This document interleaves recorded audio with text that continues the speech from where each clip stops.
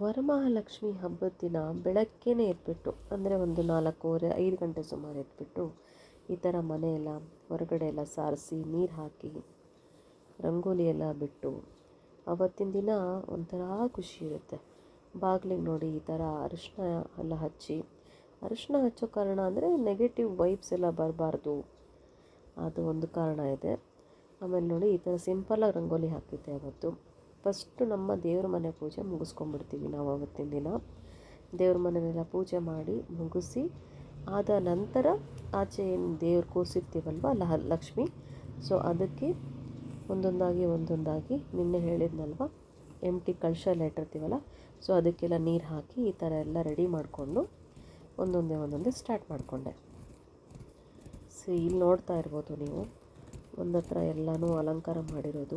ಇದು 5 ಮುತ್ತೈದೆಯರಿಗೆ ಅಂದ್ಬಿಟ್ಟು 5 blouse piece, ಆಮೇಲೆ ಉಡಕ್ಕಿ ಎಲ್ಲ ರೆಡಿ ಮಾಡ್ಕೊಂಡಿದ್ದೆ. ಈ ಥರ ನೋಡಿ ಕಳಶನ ಆ ಥರ ಚೆಂದ ರೆಡಿ ಮಾಡ್ಕೋಬೇಕು. ಅಕ್ಷತೆ ಕಾಳನ್ನೆಲ್ಲ ರೆಡಿ ಮಾಡ್ಕೊಂಡಿದ್ದೆ. ಇದು ಒಂಥರ ಧೂಪದ್ದು ಚೆನ್ನಾಗಿದೆ ಆ್ಯಕ್ಚುಲಿ, ಆಮೇಲೆ ಹೊಗೆ ಎಲ್ಲ ಆ ಕಡೆ ಬರುತ್ತಾ, ಇದು ನೋಡೋಕ್ಕೆ ಚೆಂದ ಅನಿಸುತ್ತೆ. ಈ ಥರ ಫ್ರೂಟ್ಸ್ ಎಲ್ಲ ಇಟ್ಕೊಂಡ್ಬಿಟ್ಟು ಎಲ್ಲರ ಮನೇಲೂ ಕಾಮನ್ ಆಗಿ ಇದೆಲ್ಲ ಮಿನಿಮಮ್ ಅಂದರೆ ಇದ್ದೇ ಇರುತ್ತೆ ಎಲ್ಲರ ಮನೇಲೂ ಅಲ್ವಾ. ಅದು ಹೇಳಿದ್ನಲ್ಲ, ಈ ಥರ ಚೆಂದ ಬರುತ್ತೆ ಅದು ಧೂಪ.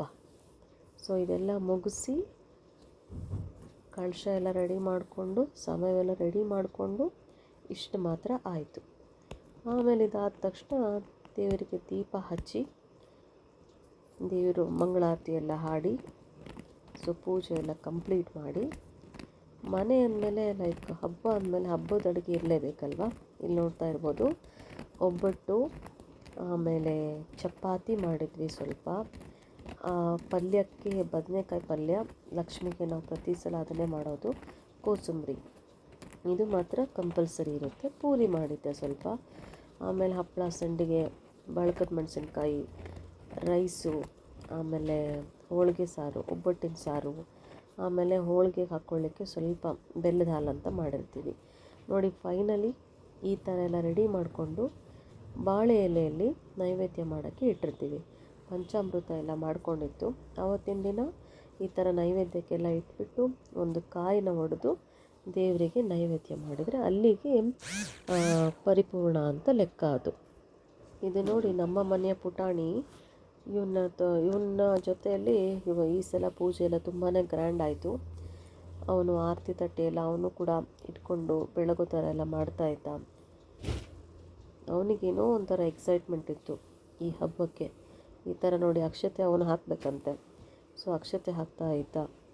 ಮಕ್ಕಳಿಗೆ ಅದೇನೋ ಗೊತ್ತಿಲ್ಲ, ಈ ಥರ ಅಕ್ಷತೆ ಕಾಳು ಮದುವೆ ಮನೇಲಾಯಿತು, ಈ ಥರ ಪೂಜೆ ಟೈಮಲ್ಲಿ ಆಯಿತು, ಅಕ್ಷತೆನ ವಿತೌಟ್ ರೀಸನ್ ಸುಮ್ಮನೆ ಹಾಕ್ತಾನೇ ಇರ್ತಾರೆ.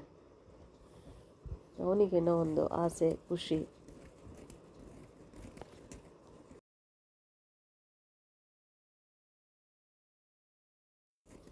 ನಾವೆಲ್ಲ ಮಂಗಳಾರತಿ ತೊಗೊಂಡು ಚಿಕ್ಕ ಮಕ್ಕಳೇ ಮುಟ್ಟಿಸ್ತೀವಲ್ಲ, ಇವನು ಮಂಗಳಾರತಿ ಏನು ಮಾಡಿರ್ತೀವಲ್ವ ಅದನ್ನು ತೊಗೊಂಡು ಎಲ್ಲರಿಗೂ ಇವನು ಮುಟ್ಟಿಸ್ತಾ ಇದ್ದಾನೆ ನಮ್ಮ ಮನೇಲಿ. ಸೊ ಅದಾದಮೇಲೆ ಸಾಯಂಕಾಲದ ಹೊತ್ತಲ್ಲಿ ಬಾಲಮುತ್ತೈದೆ ಅಂಥೇಳಿ ಫಸ್ಟ್ ಅವ್ರಿಗೆ ಉಡಿ ಕೊಟ್ಬಿಡ್ತೀವಿ. ಆ ಕಂಕಣ ಎಲ್ಲ ಮಾಡಿದ್ದೆಲ್ಲ ಕಟ್ಟಿಬಿಟ್ಟು ಉಡಿ ಕೊಟ್ಟು ಒಂದು 5 ಜನಕ್ಕೆ ಈ ಥರ ವಿತ್ ಬ್ಲೌಸ್ ಪೀಸು ಆ ಥರ ಎಲ್ಲ ಕೊಟ್ಟಿರ್ತೀವಿ. ಸೊ ಸಾಯಂಕಾಲನೂ ತುಂಬ ಜನ ಮನೆಗೆ ಬಂದಿದ್ದರು.